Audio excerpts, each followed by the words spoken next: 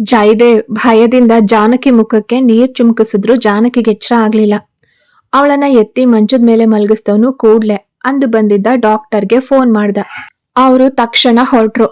ಅಷ್ಟ್ರಲ್ಲಿ ಕೋಮಲಾಳ ಮನೆ ಬಾಗ್ಲನ್ನ ಜೋರಾಗಿ ಬಡ್ದು ಮತ್ತೆ ಅವಳಿಂದ ಬೈಗುಳ ತಿಂದ ಜಯದೇವ್.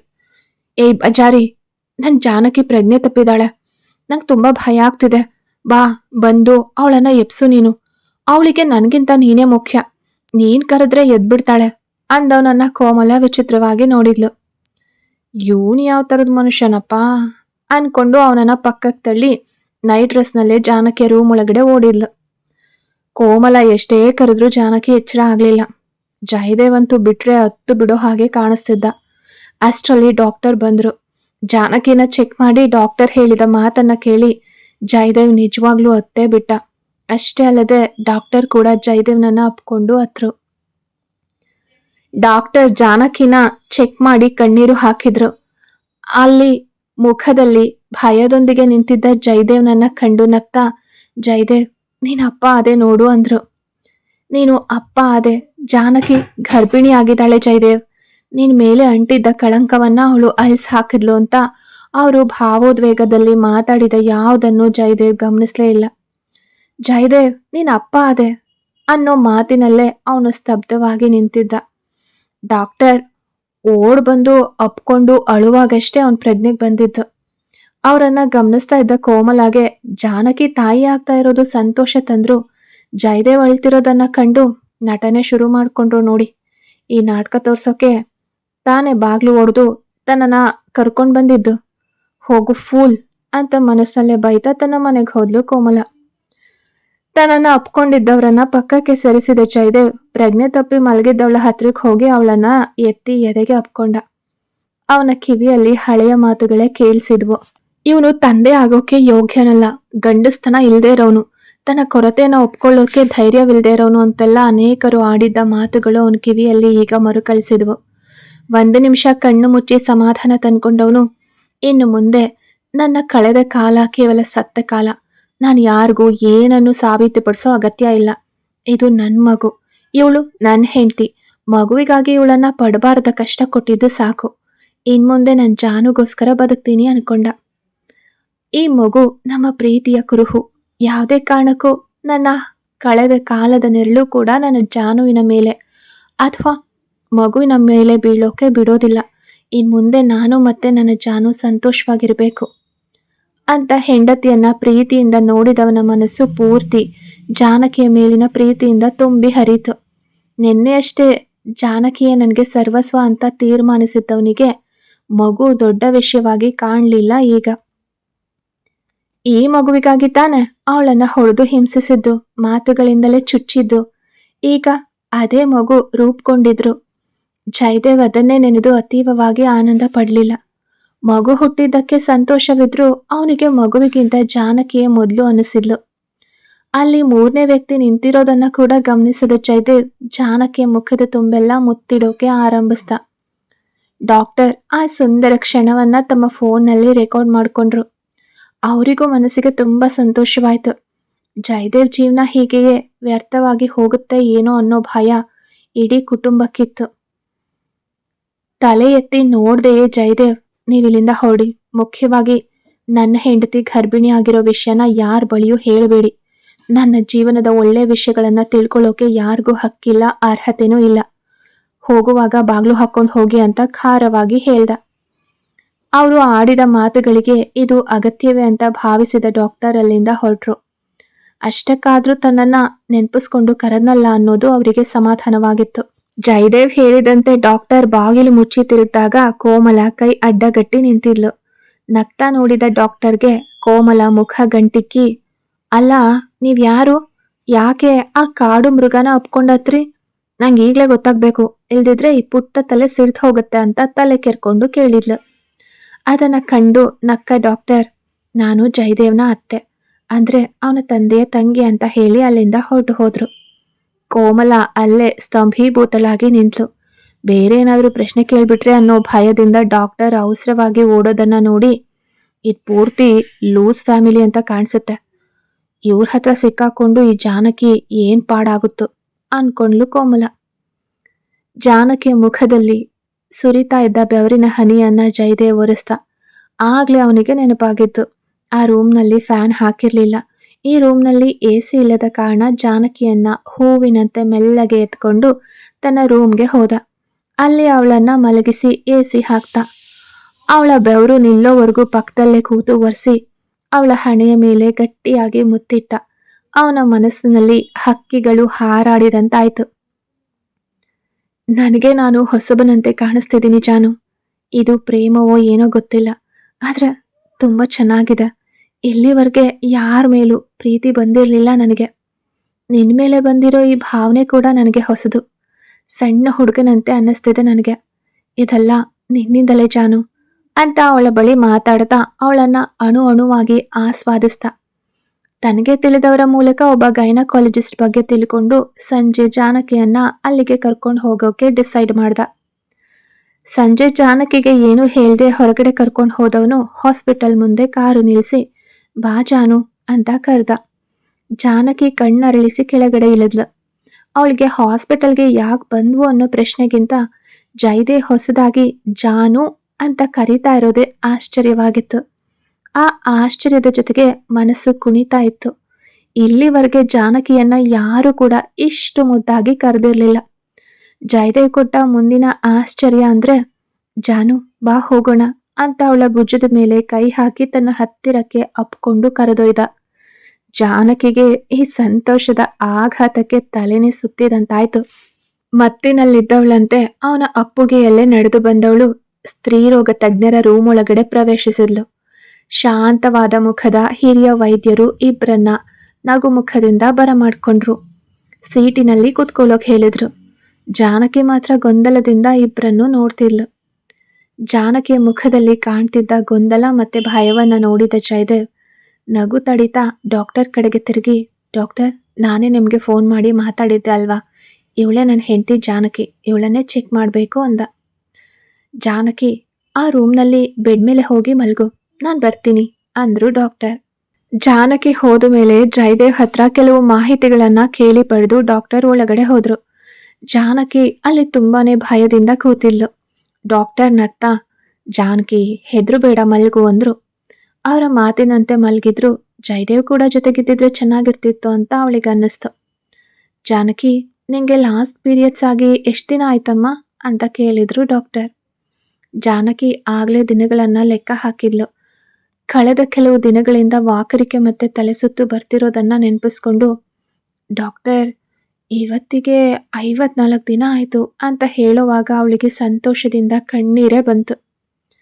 ಕೆಲವು ಟೆಸ್ಟ್ ಮೂಲಕ ಗರ್ಭಧಾರಣೆಯನ್ನ ಖಚಿತಪಡಿಸ್ಕೊಂಡ ಡಾಕ್ಟರ್ ಜಾನಕಿಗೆ ವಿಷಯ ತಿಳಿಸಿ ಹೊರಗಡೆ ಬಂದು ಜಯದೇವಿಗೆ ಹೇಳಿದ್ರು. ಕನ್ಫರ್ಮ್ ಜಯದೇವ್, 2 ತಿಂಗಳು ಪೂರ್ತಿ ಮುಗಿದ ಮೇಲೆ ಸ್ಕ್ಯಾನ್ ಮಾಡಿಸ್ಕೋಬಹುದು, ಆಮೇಲೆ ಕರ್ಕೊಂಡು ಬನ್ನಿ. ನಿಮ್ಮ ಹೆಂಡತಿ ಸ್ವಲ್ಪ ವೀಕ್ ಇದ್ದ ಹಾಗೆ ಕಾಣಿಸ್ತಿದ್ದಾರೆ. ಜಾಸ್ತಿ ಸೊಪ್ಪು ತಿನ್ನೋಕೆ ಹೇಳಿ, ಹಣ್ಣುಗಳನ್ನ ಕೊಡಿ. ಆದರೆ ಪಪ್ಪಾಯ, ಹಲಸಿನ ಹಣ್ಣು ಮತ್ತೆ ಅನಾನಸ್ ಕೊಡಬೇಡಿ. ಜಾಸ್ತಿ ನೀರು ಕುಡಿಬೇಕು, ಅತಿಯಾಗಿ ನಡಿಬಾರ್ದು ಅಂತ ಡಾಕ್ಟರ್ ನೀಡಿದ ಸಲಹೆಗಳನ್ನ ಜಯದೇವ್ ಮೆದುಳಿನಲ್ಲಿ ಅಚ್ಚೆತ್ತುಕೊಂಡ. ಡಾಕ್ಟರ್ಗೆ ಧನ್ಯವಾದ ಹೇಳಿ ಜಾನಕಿನ ಕರ್ಕೊಂಡು ಬಂದ. ಅವಳನ್ನ ಬಟ್ಟೆ ಅಂಗಡಿಗೆ ಕರ್ಕೊಂಡು ಹೋದವನು ಮೊದಲು ಅವಳಿಗೆ ಒಳ್ಳೆ ಬಟ್ಟೆಗಳನ್ನ ತಗೊಂಡ. ಜಾನಕಿ ಇವನು ಬೇರೆ ಯಾರಿಗೂ ತಗೋತಿದ್ದಾನೆ ಅನ್ಕೊಂಡ್ಲು. ಯಾಕೆ ಅಂದ್ರೆ ಅವನು ತಗೊಂಡಿದ್ದು ಟೀ ಶರ್ಟ್ಸ್, ಲಂಗ, ಶರ್ಟ್ ಮತ್ತೆ ಮೊಣಕಾಲಿನವರೆಗೆ ಇರೋ ಟಾಪ್ಸ್. ಯಾರೋ ಮಗುವಿಗೆ ತಗೊಳ್ತಿದ್ದಾನೆ ಅಂತ ನೋಡ್ತಿದ್ದವಳ ಹತ್ರಕ್ಕೆ ಬಂದವನು, ಜಾನಕಿ ಇದನ್ನ ಹಾಕೊಂಡ್ ಬಾ ಅಂತ ಒಂದು ಬಟ್ಟೆನ ಅವಳ ಕೈಗಿಟ್ಟು ಟ್ರಯಲ್ ರೂಮ್ಗೆ ಕಳಿಸ್ದ. ಜಾನಕಿ ಆ ಬಟ್ಟೆನ ಓಪನ್ ಮಾಡಿ ನೋಡಿ ಸ್ತಬ್ಧಳಾದ್ಲು. ಈಗ ಇದನ್ನ ಹಾಕೊಂಡು ಹೋಗ್ದಿದ್ರೆ ಅವ್ರಿಗೆ ಕೋಪ ಬರುತ್ತೆ, ಆದ್ರೆ ಇದ್ರ ಕೆಳಗಡೆ ಹಾಕೊಳ್ಳೋಕೆ ಏನು ಕೊಟ್ಟಿಲ್ವಲ್ಲ ಅಂತ ಗೊಣಗ್ತಾ ಅದನ್ನ ಹಾಕೊಂಡು ಮುಜುಗರದಿಂದ ಹೊರಗೆ ಬಂದು ಜಯದೇವ್ ಮುಂದೆ ನಿಂತ್ಲು. ಜಯದೇವ್ ಹುಬ್ಬೇರಿಸಿ ಆಶ್ಚರ್ಯಪಟ್ಟು, ಜಾನು, ಯಾವಾಗ್ಲೂ ಈ ಜಯದೇವ್ ಸೆಲೆಕ್ಷನ್ ತಪ್ಪಾಗಲ್ಲ, ಸರಿ ಬಾ ಜಾನು ಅಂದಾಗ ಅವಳಿಗೆ ಅಳುನೇ ಬಂತು. ಕುತ್ಕೊಂಡು ತನ್ನನ್ನ ತಾನು ನೋಡ್ಕೊಂಡ್ಲು. ಅವನು ಕೊಡಿಸಿದ ಬಟ್ಟೆ ಮೊಣಕಾಲಿಗಿಂತ ಮೇಲಿತ್ತು. ಅದು ಮೈಗೆ ಅಂಟ್ಕೊಂಡಿರ್ಲಿಲ್ಲ, ಹಾಗಂತ ತುಂಬಾ ದೊಡ್ಡದೂ ಆಗಿರ್ಲಿಲ್ಲ. ಎಲ್ಲಕ್ಕಿಂತ ಕನಿಷ್ಠದ ವಿಷಯವೇನೆಂದ್ರೆ ಅದಕ್ಕೆ ತೋಳೇ ಇರಲಿಲ್ಲ. ಇದರಲ್ಲೇ ಹೊರಗಡೆ ಹೇಗೆ ಬರೋದು ಅಂತ ಯೋಚಿಸುವಾಗಲೇ ಅವಳಿಗೆ ಗಂಟಲು ಬಿಸಿ ಆಯ್ತು. ಇಲ್ಲಿವರೆಗೆ ಮೈ ತುಂಬ ಚೂಡಿದಾರ ಹಾಕ್ತಿದ್ದ ಅವಳಿಗೆ ಈ ಬಟ್ಟೆ ಸ್ವಲ್ಪ ಕೂಡ ಇಷ್ಟ ಆಗ್ಲಿಲ್ಲ. ಜಾನಕಿ ಅಳೋ ಮುಖ ಮಾಡ್ಕೊಂಡು, ರೀ, ನಾನು ಹೋಗಿ ನನ್ನ ಬಟ್ಟೆನೇ ಹಾಕೊಂಡು ಬರಲಾ? ಇದು ತುಂಬ ಚಿಕ್ಕದಾಗಿದೆ, ಮಕ್ಳಿಗೆ ಹಾಕೋ ಬಟ್ಟೆ ಇದು, ನಾನು ಹೇಗೆ ಇದನ್ನ ಹಾಕ್ಕೊಂಡು ಹೊರಗಡೆ ಬರಲಿ ಅಂತ ಕೇಳಿದ್ಲು. ಜಯದೇವ್ ದೃಷ್ಟಿ ಅವಳ ಮುದ್ದಾದ ತುಟಿಯ ಮೇಲೆ ಇತ್ತು. ತನ್ನ 2 ಬೆರಳುಗಳಿಂದ ಅವಳ ತುಟಿಯನ್ನ ಎಳೆದು, ಜಾನು, ಇದು ಮಾತ್ರ ಅಲ್ಲ, ನಾನು ತಗೊಂಡಿರೋ ಎಲ್ಲ ಬಟ್ಟೆಗಳು ನಿನಗೆ. ನಿನ್ನ ಎತ್ತರಕ್ಕೆ ಮಕ್ಕಳ ಸೆಕ್ಷನ್ನಲ್ಲೇ ಬಟ್ಟೆ ತಗೊಳ್ಳೋಕೆ ಸಾಧ್ಯ. ಪುಟ್ಟ ಹುಡುಗಿ ಥರ ಇದೆಯಾ. ಬಟ್ಟೆ ತಗೋಬೇಕಾದ್ರೆ ನೀನು ಇನ್ನೂ ಸ್ವಲ್ಪ ಬೆಳೆದಿರಬೇಕು. ನನ್ನ ಸೊಂಟದವರೆಗೂ ಇರೋ ನಿನಗೆ ಈ ಸೈಜ್ ಬಟ್ಟೆನೇ ಹೆಚ್ಚು ಅಂದ. ಅವನ ಉಸಿರು ಅವಳ ಮುಖಕ್ಕೆ ತಗುಲುವಷ್ಟು ಹತ್ತಿರ ಬಂದು ಅವಳ ತುಟಿಯನ್ನ ಬಿಡದೇನೆ ಮಾತಾಡ್ದವನು, ನೀನು ತುಟಿ ಮುರಿಯೋದು ತುಂಬ ಚೆನ್ನಾಗಿದೆ ಜಾನು. ಇನ್ಮೇಲೆ ಹೀಗೆಲ್ಲ ಮಾಡಬೇಡ. ಆಮೇಲೆ ಏನಾದರೂ ಆದರೆ ಅದಕ್ಕೆ ನಾನಲ್ಲ ಜವಾಬ್ದಾರ, ನೀನೇ ಜವಾಬ್ದಾರಿ. ಈಗ ನಡಿ ಹೋಗೋಣ ಅಂತ ಅವಳನ್ನು ಅಪ್ಕೊಂಡು ಕರ್ಕೊಂಡು ಹೋದ. ಅವಳಿಗೆ ಹೆಜ್ಜೆ ಇಡೋಕ್ಕೂ ಆಗ್ತಿರ್ಲಿಲ್ಲ. ಅವನು ಹಿಡಿದ ತುಟಿಗಳು ಕೆಂಪಾಗಿದ್ವು. ಹಾಕ್ಕೊಂಡಿದ್ದ ಬಟ್ಟೆಯಲ್ಲಿ ಅತಿಯಾಗಿ ಗಾಳಿ ಬರ್ತಿದ್ರಿಂದ ಜಾನಕಿ ಸಂಕೋಚದಿಂದ ಸುರುಳಿ ಆಗ್ತಿದ್ಲು. ಮನೆಗೆ ಬಂದ್ಮೇಲೆ ಜಯದೇವ್ ಮಾತ್ರ ಇದ್ದಿದ್ರಿಂದ ಅವಳು ಸುಮ್ಮನಿದ್ಲು. ಜಯದೇವ್ ಅವಳ ಹಳೆ ಬಟ್ಟೆಗಳನ್ನೆಲ್ಲ ಎತ್ಕೊಂಡು ಹೋಗಿ ಕಸದ ಬುಟ್ಟಿಗೆ ಹಾಕ್ತ. ಅವಳು ಉಪಯೋಗಿಸ್ತಿದ್ದ ಬಟ್ಟೆಗಳು ಯಾರಿಗೂ ಕೊಡೋಕ್ಕೂ ಬಾರದಂತಹ ಸ್ಥಿತಿಯಲ್ಲಿದ್ವು. ತಾನು ತಂದಿದ್ದ ಹೊಸ ಬಟ್ಟೆಗಳನ್ನ ತನ್ನ ರೂಮ್ನಲ್ಲಿ ಜೋಡಿಸ್ತವನು ಅವಳ ರೂಮ್ನಲ್ಲಿದ್ದ ವಸ್ತುಗಳನ್ನ ಕೂಡ ತಂದು ಒಂದೇ ರೂಮ್ನಲ್ಲಿಟ್ಟು, ಜಾನು, ಇನ್ಮೇಲೆ ಇದು ನಮ್ಮ ರೂಮ್, ನೀನು ಇನ್ಮೇಲೆ ಆ ರೂಮ್ಗೆ ಹೋಗಲೇಬಾರ್ದು ಅಂದ. ಜಯದೇವ್ನ ಈ ಬದಲಾವಣೆ ಜಾನುಗೆ ಆಶ್ಚರ್ಯ ಮತ್ತೆ ಸಂತೋಷ ನೀಡಿತ್ತು. ತನ್ನ ಮನಸ್ಸು ಅವನತ್ತ ಸೆಳೆಯೋದನ್ನ ಅವಳು ತಡಿಲಿಲ್ಲ. ಅಷ್ಟೊಂದು ದೂರ ಹೋಗಿ ಬಂದಿದ್ದಕ್ಕೆ ಜಾನಕಿಗೆ ಸುಸ್ತಾಗ್ತಿತ್ತು. ಅದು ಅವಳ ಮುಖದಲ್ಲೇ ತಿಳಿತಿತ್ತು. ಅದನ್ನ ಗಮನಿಸಿದ ಜಯದೇವ್ ಬರುವಾಗ ತಂದಿದ್ದ ಊಟದ ಪ್ಯಾಕೆಟ್ಸ್ ಅನ್ನ ಬಿಡಿಸಿ ಇಟ್ಟು, ಜಾನು ಬಾ ಅಂತ ಕರೆದ. ವೇಗವಾಗಿ ಬಂದವಳನ್ನ ನೋಡಿ, ನಿಧಾನವಾಗಿ ಬಾ, ಆ ಥರ ಬೇಡ, ಊಟ ಮಾಡಿ ಮಲಗು ಅಂತ ಪ್ರೀತಿಯಿಂದ ತಿನ್ನಿಸ್ದ. ಅವಳು ಮಲಗೋವರೆಗೆ ಪಕ್ಕದಲ್ಲೇ ಇದ್ದು ನಂತರ ಆಫೀಸಿಗೆ ಹೊರಟ. ಅವನಿಗೆ ಅತಿಯಾದ ಕೆಲಸ ಇದ್ರು ತನ್ನ ಮಗುವನ್ನ ಹೊತ್ತಿರೋಳನ್ನ ಒಬ್ಳನ್ನೇ ಬಿಟ್ಬರೋಕೆ ಮನಸ್ಸಿಲ್ದಿದ್ರು ಕೆಲಸಕ್ಕೆ ಹೋಗ್ಲೇಬೇಕಿತ್ತು. ಅಲ್ಲಿ ಕೆಲಸದಲ್ಲಿದ್ರು ಅವಳು ಎದ್ದ ಮೇಲೆ ಏನ್ ಮಾಡ್ತಿದ್ದಾಳೋ, ಏನಾದ್ರೂ ತಿನ್ಲೋ ಇಲ್ವೋ ಅನ್ನೋ ಯೋಚನೆಯೇ ಅವನ ತಲೆಯಲ್ಲಿ ಓಡ್ತಿತ್ತು. ಜಯದೇವ್ ಹೇಗೋ ಕೆಲಸ ಮುಗಿಸಿ ವೇಗವಾಗಿ ಮನೆಗೆ ಬಂದವನು ತನ್ನ ಜಾನುವಿಗಾಗಿ ಹುಡುಕ್ತ. ಆದ್ರೆ ಅವಳು ಎಲ್ಲೂ ಕಾಣಿಸ್ಲಿಲ್ಲ. ಭಯಗೊಂಡವನು ಎಲ್ಲ ರೂಮ್, ಬಾತ್ರೂಮ್, ಬಾಲ್ಕನಿ ಎಲ್ಲ ಕಡೆ ಹುಡುಕ್ತ. ಜಾನಕಿ ಸಿಗದೆ ಇದ್ದಾಗ ಗಾಬರಿಯಿಂದ ಓಡ್ ಹೋಗಿ ಎದುರು ಮನೆ ಬಾಗ್ಲನ್ನ ಜೋರಾಗಿ ಬಡಿಯೋಕ್ ಶುರು ಮಾಡ್ದ. ಒಳಗಡೆ ಯಾರಿದ್ದಾರೆ ಅನ್ನೋ ಯೋಚನೆ ಕೂಡ ಅವನಿಗೆ ಬರಲಿಲ್ಲ. ಅವನು ಬಡಿದ ರಭಸಕ್ಕೆ ಬಾಗಿಲ ಒಂದು ಭಾಗ ಒಳಗಡೆ ಹೋಗಿತ್ತೇ ಹೊರತು ಬಾಗ್ಲು ತೆರೀಲಿಲ್ಲ. ಜಯದೇವ್ ತಲೆ ಹಿಡಿದು ತಿರುಗಿದಾಗ ಗೋಡೆಗೆ ಹೊರಗೆ ಕೈ ಕಟ್ಟಿ ನಿಂತಿದ್ಲು ಕೋಮಲ. ಏನೋ ಕಾಡು ಮೃಗ, ನಿಂಗೆ ಸ್ವಲ್ಪನಾದ್ರೂ ಬುದ್ಧಿ ಇದೆಯಾ? ಓದ್ಕೊಂಡೋಂತಾನೆ ನೀನು ಅಂತ ಕೇಳಿದ ಕೋಮಲ ಜಯದೇವ್ ದೃಷ್ಟಿ ಕಂಡು ಸುಮ್ಮನಾದ್ಲು. ಅವಳು ಕಾಡು ಮೃಗ ಅಂತಿದ್ದಂತೆಯೇ, ಏಯ್ ಬಜಾರಿ ಅಂತ ಜಯದೇವ್ ಜೋರಾಗಿ ಕೂಗ್ದಾಗ ಅವಳ ಬಾಯಿ ಗಮ್ ಹಾಕ್ದಂತೆ ಮುಚ್ಕೊಂತು. ಇನ್ನು ಮೇಲೆ ಮಾತಾಡಿದ್ರೆ ಏಟ್ ಬೀಳುತ್ತೆ. ನಾನು ಕೇಳೋ ಪ್ರಶ್ನೆಗೆ ಮಾತ್ರ ಉತ್ತರ ಕೊಡು, ಸರಿನಾ ಅಂದ. ಕೋಮಲ ಸುಮ್ಮನೆ ತಲೆ ಅಳ್ಳಾಡ್ಸಿದ್ಲು. ನನ್ನ ಜಾನು ಎಲ್ಲಿ? ಅವಳು ಮನೆಯಲ್ಲಿಲ್ಲ ಅಂದ ಜಯದೇವ್. ಕೋಮಲ ಜಯದೇವ್ನನ್ನ ಮೇಲಿಂದ ಕೆಳಗಡೆ ನೋಡ್ತಾ, ಹೆಂಡತಿ ಬಗ್ಗೆ ನಿಂಗೇನು ಗೊತ್ತಿಲ್ವಲ್ಲ, ನಡಿ, ನಾನು ನಿನ್ ಜಾನುವಿನ ಅಂಗಡಿಗೆ ಹೋಗ್ತಿದ್ದೀನಿ ಅಂತ ಮುಂದೆ ನಡೆದ್ಲು. ಜಯದೇವ್ ಅವಳ ಹಿಂದೆ ವೇಗವಾಗಿ ಹೋದ. ಅದು ತುಂಬ ಏನ್ ದೂರ ಇರಲಿಲ್ಲ. ಬಿಲ್ಡಿಂಗ್ ಎದುರಿನ ರಸ್ತೆಯಲ್ಲಿ 10 ನಿಮಿಷ ನಡೆದ್ರೆ ಜಾನಕಿ ಅಂಗಡಿ ಸಿಕ್ತಿತ್ತು. ಅದು ತುಂಬಾ ಚಿಕ್ಕ ಅಂಗಡಿ. ಒಳಗಡೆ ಹೆಚ್ಚಿಗೆ ಏನು ಜನ ಕೂಡ ಇರಲಿಲ್ಲ. 10 ಕುರ್ಚಿಗಳು, ನೀರು, 2 ಹೂದಾನಿ, 2 ಕನ್ನಡಿಗಳು, ಮೆಹಂದಿ ಮತ್ತೆ ಡಿಸೈನ್ಗಳು ಮಾತ್ರ ಇದ್ವು. ಜಾನಕಿ ಒಬ್ಬ ಹುಡುಗಿಗೆ ಮೆಹಂದಿ ಹಾಕ್ತಿದ್ಲು. ಕೋಮಲ ಅವಳ ಪಕ್ಕದಲ್ಲಿ ಕೂತು ನೋಡ್ತಿದ್ರೆ ಜಯದೇವ್ ಮಾತ್ರ ಜಾನಕಿಯ ಮುಖವನ್ನೇ ನೋಡ್ತಿದ್ದ. ಮೆಹಂದಿ ಹಾಕುವಾಗ ಜಾನಕಿ ಮುಖದಲ್ಲಿದ್ದ ಸಂತೋಷ ಮತ್ತೆ ಕಣ್ಣಿನ ಕಾಂತಿಯನ್ನ ಕಂಡು ಇವಳಿಗೆ ಈ ಕೆಲಸ ಅಂದ್ರೆ ಇಷ್ಟೊಂದು ಪ್ರೀತಿನ ಅನ್ಕೊಂಡ. ಜಾನಕಿ ಜಯದೇವ್ ಬಂದಿದ್ದನ್ನ ಗಮನಿಸ್ಲೇ ಇಲ್ಲ. ಅವಳು ತನ್ನ ಕೆಲಸದಲ್ಲಿ ಮುಳುಗಿ ಹೋಗಿದ್ಲು. ಜಯದೇವ್ ಸುಮ್ಮನೆ ನಿಂತು ತನ್ನ ಜಾನುವಿನ ಚಂದವನ್ನ ಸವಿತಿದ್ದ. ಅವಳ ಕೆಲಸಕ್ಕೆ ಅವನು ಅಡ್ಡಿ ಮಾಡಲಿಲ್ಲ.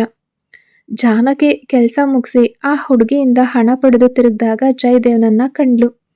ಬನ್ನಿ, ಯಾವಾಗ ಬಂದ್ರಿ? ನನ್ನನ್ನು ಕರಿಬಹುದಿತ್ತಲ್ವಾ? ತುಂಬ ಹೊತ್ತಾಯ್ತಾ ನೀವು ಬಂದು? ಅಂತ ಪ್ರಶ್ನೆಗಳ ಸುರಿಮಳೆಗೈದವಳನ್ನ ರೆಪ್ಪೆ ಮಿಟಿಕಿಸ್ದೆ ನೋಡ್ದವನು, ಮನೆಗೆ ಹೋಗೋಣವಾ ಜಾನು? ತುಂಬ ಹೊತ್ತು ಕೂತ್ರೆ ನಿಂಗೆ ಸೊಂಟ ನೋವು ಬರುತ್ತೆ. ನಾಳೆ ಬಂದು ಕೆಲಸ ಮಾಡೋಣ ಅಂದ. ಇಲ್ಲ ರೀ, ಅವರು ಮನೆ ಹುಡ್ಕೊಂಡು ಬಂದ್ಬಿಟ್ರು. ನಾಳೆ ಅವರಿಗೆ ನಿಶ್ಚಿತಾರ್ಥ ಅಂತೆ. ಅದಕ್ಕೆ ಅರ್ಜೆಂಟ್ ಅಂದ್ರು ಅಂತ ಬಂದೆ ಅಂದ್ಲು ಜಾನಕಿ. ಪರವಾಗಿಲ್ಲ ಜಾನು, ಬಾ ಹೋಗೋಣ ಎಂದ ಅವನ ಮಧುರ ಧ್ವನಿಗೆ ಜಾನಕಿ ಕರ್ಗೆ ಹೋದ್ಲು. ಕೋಮಲ ಅಂತೂ ಆಶ್ಚರ್ಯದಿಂದ, ಅಬ್ಬಬ್ಬಾ, ಇವನ ಹೀಗೆ ಮಾತಾಡ್ತಿರೋದು? ಇವನು ಇಷ್ಟೊಂದು ಬದಲಾಗಿದ್ದಾನ? ನಂಬೋಕೆ ಸಾಧ್ಯವಿಲ್ವಲ್ಲ ಅನ್ಕೊಂಡ್ಲು. ಕೋಮಲ ಶಾಕ್ನಲ್ಲಿರೋದನ್ನ ಗಮನಿಸಿದ ಜಾನಕಿ, ಅಕ್ಕ ಬನ್ನಿ ಹೋಗೋಣ ಅಂದ್ಲು. ಹಣದ ನೋಟುಗಳನ್ನು ಕೈಗಿಟ್ಟು, ಜಾನಕಿ, ಈ 5,000 ರೂಪಾಯಿ ಇಟ್ಕೊ. ನೀನು ಹಾಕಿದ ಮೆಹಂದಿ ತುಂಬ ಚೆನ್ನಾಗಿದೆಯಂತೆ. ನಾನು ಈಗ ಮನೆಗೆ ಬರಲ್ಲ, ಹೋಟೆಲಿಗೆ ಹೋಗ್ತೀನಿ. ಇವತ್ತು ನನಗೆ ಅಡುಗೆ ಮಾಡಬೇಡ ಅಂತ ಹೇಳಿ ಜಯದೇವ್ನನ್ನ ನೋಡಿ ಕಾಡು ಮೃಗ ಅಂತ ಅವನ ಮುಖದ ಮುಂದೆಯೇ ಹೇಳಿ ಅಲ್ಲಿಂದ ಓಡ್ ಹೋದ್ಲು ಕೋಮಲ. ಜಯದೇವ್ ಅವಳನ್ನ ಕೋಪದಿಂದ ನೋಡಿ, ನಾಳೆ ಊಟಕ್ಕೆ ನನ್ನ ಮನೆಗೆ ಬರ್ಬೇಕಲ್ವಾ, ಆವಾಗ ನಿನ್ಗೆ ಅಡುಗೆಲಿ ಬೇದಿ ಮಾತ್ರ ಬರೆಸ್ಕೊಡ್ತೀನಿ ಇರು ಅಂತ ಮನಸ್ಸಿನಲ್ಲೇ ಗೊಣಗ್ತಾ ಹೆಂಡ್ತಿನ ಕರ್ಕೊಂಡು ಹೋದ. ಮನೆಯಲ್ಲಿ ಜಾನಕಿಗೆ ಯಾವುದೇ ಕೆಲಸ ಕೊಡದೆ ಕೂರಿಸಿ ಜಯದೇವ್ ತಾನೇ ಅಡುಗೆ ಮಾಡ್ದ. ಇಬ್ರು ಊಟ ಮಾಡಿದ ನಂತರ ಅವಳ ಹತ್ರ ಕೂತು ಏನು ಮಾತಾಡಬೇಕು ಅಂತ ತಿಳಿದೆ ಸುಮ್ಮನಿದ್ದ. 18ರ ಪ್ರಾಯದ ಪ್ರೇಮದಂತೆ ನಾಚ್ತಾ ಅವಳನ್ನ ನೋಡೋದು, ಮತ್ತೆ ಕೆಳಗಡೆ ನೋಡೋದು, ಮತ್ತೆ ಅವಳನ್ನ ನೋಡಿ ನಗೋದು ಮಾಡ್ತಿದ್ದ ಜಯದೇವ್. ಅವನು ಏನಾದರೂ ಮಾತಾಡ್ತಾನೆ ಅಂತ ಕಾಯ್ದು ಕಾಯ್ದು ಜಾನಕಿಗೆ ಹಾಗೆ ನಿದ್ರೆನೇ ಬಂತು. ಅವಳು ಮಲಗಿರೋದನ್ನ ಕಂಡ ಜಯದೇವ್ ಅವಳ ಕೆನ್ನೆಯನ್ನ ಮೆಲ್ಲಗೆ ಚಿವುಟಿ ನಗ್ತಾ ಅವಳನ್ನ ಸರಿಯಾಗಿ ಮಲಗಿಸಿ ಹೊದಿಕೆ ಹೊದಿಸ್ದ. ಅವಳು ಹೇಳೋದಿಲ್ಲ ಅಂತ ಖಚಿತಪಡಿಸ್ಕೊಂಡು ಅವಳ ಅಂಗಡಿಯ ಕೀ ತಗೊಂಡು ಹೊರಗಡೆಗೆ ಬಂದ. ಪೀಠೋಪಕರಣಗಳ ಅಂಗಡಿಗೆ ಹೋಗಿ 2 ಮೃದುವಾದ ಕುರ್ಚಿಗಳು, ಅಂದದ ವಸ್ತುಗಳನ್ನು ತಂದು ಕೆಲವರನ್ನ ಕರೆಸಿ ಅಂಗಡಿಗೆ ಬಣ್ಣ ಬಳಿದು ಪೂರ್ತಿಯಾಗಿ ಬದಲಾಯಿಸ್ದ. ಒಂದು ಸೋಫಾ ಕೂಡ ತಂದು ಹಾಕ್ತ. ಕೆಲಸ ಮುಗಿಯುವಾಗ ಬೆಳಗ್ಗೆ ಆಗಿತ್ತು. ಕೆಲಸಗಾರರಿಗೆ ಕೂಲಿ ಕೊಟ್ಟು ಮನೆಗೆ ಬರುವಾಗ 4 ಗಂಟೆ. ಆಮೇಲೆ ಅವನಿಗೆ ನಿದ್ರೆನೇ ಬರಲಿಲ್ಲ. ತನ್ನ ರೂಮಿಗೆ ಹೋಗಿ ಜಾನಕಿಯನ್ನ ನೋಡಿದಾಗ ಅವನ ಸುಸ್ತನ್ನೆಲ್ಲ ಮರ್ತ. ಮಗುವಿನಂತೆ ಮುದ್ರುಕೊಂಡು ಮಲಗಿದ್ದವಳ ಕೂದಲನ್ನ ಸರಿಪಡಿಸಿ ಅವಳ ಕೈಯನ್ನ ಮೆಲ್ಲನೆ ತನ್ನ ಕೈಯಲ್ಲಿ ಹಿಡ್ಕೊಂಡ. ಜಾನು, ನಿನಗೋಸ್ಕರ ಏನಾದರೂ ಮಾಡಬೇಕು ಅಂತ ಅನ್ನಿಸ್ತಲೇ ಇರುತ್ತೆ. ಆದರೆ ನೀನು ಬಾಯಿ ಬಿಟ್ಟು ಏನನ್ನೂ ಕೇಳಲ್ಲ. ಹಾಗಂತ ಏನು ನಾನು ಸುಮ್ಮನೆ ಇರಲ್ಲ. ನಿನಗೆ ಯಾವ್ದು ಇಷ್ಟವೋ ಅದನ್ನೇ ಮಾಡು. ನಿನಗಾಗಿ ನಾನು ಯಾವಾಗಲೂ ಇರ್ತೀನಿ ಜಾನು. ಮನಸ್ಸಿಗೆ ತುಂಬ ಸಂತೋಷ ಆಗಿದೆ. ಇದೆಲ್ಲ ನಿನ್ನಿಂದಲೇ ಜಾನು. ನಾನು ಹುಟ್ಟಾಗ್ಲಿಂದ ಇಷ್ಟೊಂದು ಸಂತೋಷವಾಗಿ ಇರಲೇ ಇಲ್ಲ. ನನಗೆ ಏನು ಇಷ್ಟ ಅಂತ ನನಗೆ ಗೊತ್ತಿರಲಿಲ್ಲ. ಯಾವುದೋ ಜವಾಬ್ದಾರಿಗಾಗಿ ಬದುಕ್ತಿರೋ ಭಾವನೆ ಇರ್ತಿತ್ತು. ಜೀವನವೇ ಬರೀದಾಗಿತ್ತು ಜಾನು. ಆದರೆ ನಿನ್ನಿಂದ ಎಲ್ಲನೂ ಬದಲಾಗಿ ಹೋಯಿತು. ಈಗ ನನ್ನ ಜೀವನಕ್ಕೆ ನೀನೇ ಅರ್ಥ ಅಂತ ಅನ್ನಿಸ್ತಿದೆ. ಜೀವನ ವಸಂತದಂತೆ ಆಗಿದೆ ಜಾನು ಅಂತೆಲ್ಲ ಜಯದೇವ್ ಮಲಗಿದ್ದ ಜಾನಕಿಯ ಬಳಿ ತುಂಬ ಹೊತ್ತು ಮನಸ್ಸು ಬಿಚ್ಚಿ ಮಾತಾಡ್ತಿದ್ದ. ಅವಳು ಎದ್ದಿರೋವಾಗ ನೇರವಾಗಿ ಮಾತಾಡಬೇಕು ಅನ್ನೋ ಆಸೆ ಅವನಿಗೂ ಇತ್ತು. ಆದರೆ ಅದು ಯಾಕೋ ಹೇಳೋಕ್ಕಾಗದ ನಾಚಿಕೆ, ಹಿಂಜರಿಕೆ ಅಥವಾ ಅಸಹಾಯಕತೆ ಅಂತ ತಿಳಿತಿಲ್ಲ. ಜಾನಕಿಯ ಮುಖ ನೋಡಿದಾಗ ಮಾತಾಡೋಕೆ ಅವನಿಗೆ ಆಗ್ತಿರ್ಲಿಲ್ಲ. ಸಣ್ಣ ನಗು, ಓರೆ ನೋಟ, ಎದೆಯೊಳಗೆ ಮಳೆಯ ಸಿಂಚನವಾದಂತೆ ಜಯದೇವ್ಗೆ ಹಿತವಾಗಿತ್ತು. ಅದನ್ನು ಕೆಡ್ಸೋಕೆ ಇಷ್ಟ ಇಲ್ಲದೆ ಸುಮ್ಮನೆ ಅವಳ ಪಕ್ಕದಲ್ಲಿ ಇರ್ತಿದ್ದ. ಆಫೀಸ್ನಲ್ಲಿ ಅತಿಯಾದ ಕೆಲಸವಿದ್ರೂ ಎಲ್ಲವನ್ನ ಅಚ್ಚುಕಟ್ಟಾಗಿ ಮುಗಿಸಿ ಮನೆಗೆ ಬರ್ತಿದ್ದ. ಜಾನಕಿಯನ್ನು ಸುಮ್ಮನೆ ಕೂರಿಸಿ ಮನೆ ಕೆಲಸಗಳನ್ನೆಲ್ಲ ತಾನೇ ಎಳ್ಕೊಂಡು ಮಾಡ್ತಾ ಅವಳ ಪ್ರೀತಿಯಲ್ಲಿ ಕರಗಿ ಹೋಗ್ತಿದ್ದ. ಜಾನಕಿ ಮಾಮೂಲಿಯಂತೆ ತನ್ನ ಅಂಗಡಿಗೆ ಹೋದವಳು ಆಶ್ಚರ್ಯದಿಂದ ಕಣ್ಣರಳಿಸಿ ನಿಂತಳು. ಅಂಗಡಿ ಪೂರ್ತಿಯಾಗಿ ಬದಲಾಗಿತ್ತು. ಅದು ಇಷ್ಟೊಂದು ಸುಂದರವಾಗಿರೋದನ್ನು ಕಂಡು ಯೋಚಿಸ್ತಾ ಒಳಗಡೆ ಹೋದವಳಿಗೆ ಅಲ್ಲಿದ್ದ ಫೋನ್ ನೋಡಿದ ತಕ್ಷಣ ಇದು ತನ್ನ ಗಂಡನದ್ದೇ ಕೆಲಸ ಅನ್ನೋದು ಅರ್ಥ ಆಯಿತು. ಅಷ್ಟೇ ಅಲ್ಲದೆ ಅಂಗಡಿಗೆ ಪ್ರತ್ಯೇಕವಾಗಿ ಲ್ಯಾಂಡ್ಲೈನ್ ಕನೆಕ್ಷನ್ ಕೊಡಿಸಿ ಅವಳ ಅಂಗಡಿಗಾಗಿ ವಿಸಿಟಿಂಗ್ ಕಾರ್ಡ್ಗಳನ್ನು ತಯಾರಿಸಿ ಅಲ್ಲಿ ಕನ್ನಡಿಯ ಮುಂದೆ ಜೋಡಿಸಿ ಇಟ್ಟಿದ್ದ. ಫೋನ್ ಓಪನ್ ಮಾಡಿ ಅದರಲ್ಲಿ ಜಯದೇವ್ ನಂಬರ್ ಹುಡುಕಿದವಳ ಕಣ್ಣಿಗೆ ಬಿದ್ದಿದ್ದು ಸೇವ್ ಮಾಡದೇ ಇದ್ದ ಆ ಒಂದು ನಂಬರ್ ಮಾತ್ರ. ತಕ್ಷಣ ಸಮಯ ಕೂಡ ನೋಡದೆ ಜಯದೇವ್ಗೆ ಕಾಲ್ ಮಾಡಿದ್ಲು. ಜಯದೇವ್ ಒಬ್ಬ ಮುಖ್ಯ ವ್ಯಕ್ತಿಯ ಜೊತೆಗೆ ಮಾತಾಡ್ತಿದ್ದ. ಆ ಸಮಯದಲ್ಲಿ ಅವನ ಮೊಬೈಲ್ನಲ್ಲಿ ಅವನಿಗಾಗಿ ಮೀಸಲಾಗಿದ್ದ ನನ್ನ ಪ್ರೀತಿಯ ದೇವತೆಯು ಬಳಿ ಬಂದಳು ಅನ್ನೋ ಹಾಡು ಮುಳುಗಿದಾಗ ಜಯದೇವ್ಗಂತೂ ನಂಬೋಕೆ ಆಗಲಿಲ್ಲ. ತಕ್ಷಣ ಫೋನ್ ಎತ್ತಿ ನೋಡಿದಾಗ ಅದರಲ್ಲಿ ಜಾನಕಿಯ ಫೋಟೋದೊಂದಿಗೆ ಜಾನು ಅನ್ನೋ ಹೆಸರು ಮಿನುಗ್ತಿತ್ತು.